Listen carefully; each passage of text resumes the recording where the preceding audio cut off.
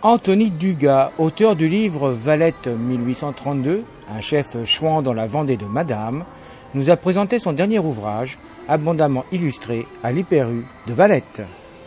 Ah ben là, je suis dans mon pays, en fait, sur Valette. Je suis en train de dédicacer un livre sur l'histoire de Valette en 1832. C'est un chef chouan qui s'appelait Monsieur François-Xavier Le Chauve de la Blanchetière, qui commandait 10 paroisses dans le vignoble nantais. Ce fut l'un des plus fidèles serviteurs de la duchesse de Berry en 1832.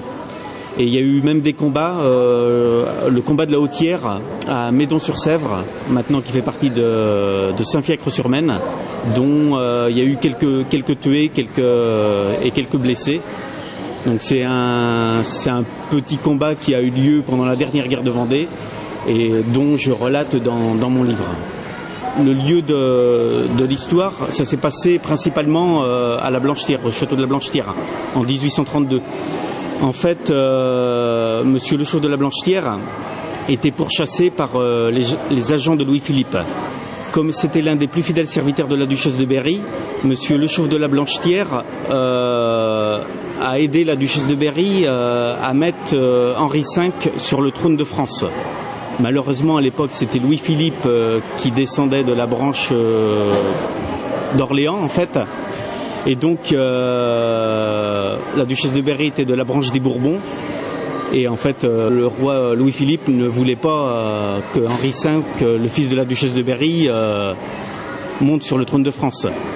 Donc en fait, Monsieur Le Chauve de la Blanchetière, un des serviteurs de la duchesse de Berry, a été pourchassé par les agents de Louis-Philippe. En plus, dans mon livre, je parle du général d'Hermoncourt. C'était le parrain d'Alexandre Dumas frère et qui est venu perquisitionner la Blanchetière en 1832. Et c'est lui-même qui a pris la duchesse de Berry dans sa cachette à Nantes, à la même époque. Et justement, en fait, Monsieur Le Chauve de la Blanchetière et sa famille ont dû s'exiler pendant un bon moment, parce que en fait, lui a été condamné aux travaux forcés à perpétuité par contumace. Donc ils se sont exilés en Angleterre, en Suisse, en Autriche, et je relate dans ce livre la période d'exil aussi qui est fort passionnante, notamment avec une conversation avec la fille de Louis XVI et la femme de ce chef chouan. Alors il y a des petites anecdotes, tout, c'est très intéressant, très passionnant. C'est un livre historique mais raconté de manière romanesque. Car je me suis penché sur les mémoires de la femme de ce chef chouan, car c'est une descendante qui m'a légué les mémoires de son arrière-arrière-arrière-grand-mère. Donc c'est écrit de manière romanesque et dans un français avec des passés antérieurs, tout ça.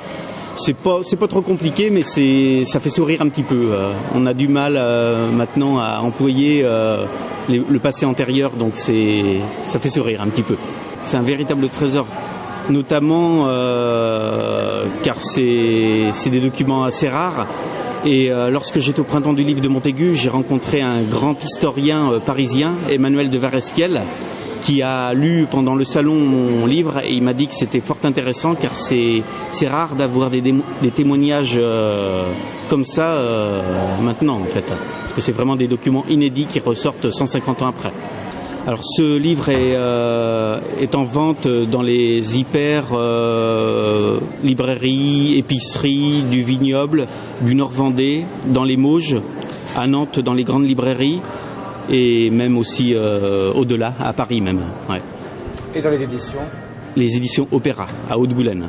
Et je voulais signaler aussi que c'est monsieur Jean de Malétroit qui a fait ma préface, et qui est un grand écrivain reconnu dans la région, qui est chancelier d'honneur de l'Académie littéraire de Bretagne et des Pays de la Loire. Donc il m'a fait l'honneur de préfacer mon livre et j'étais vraiment très heureux qu'il accepte.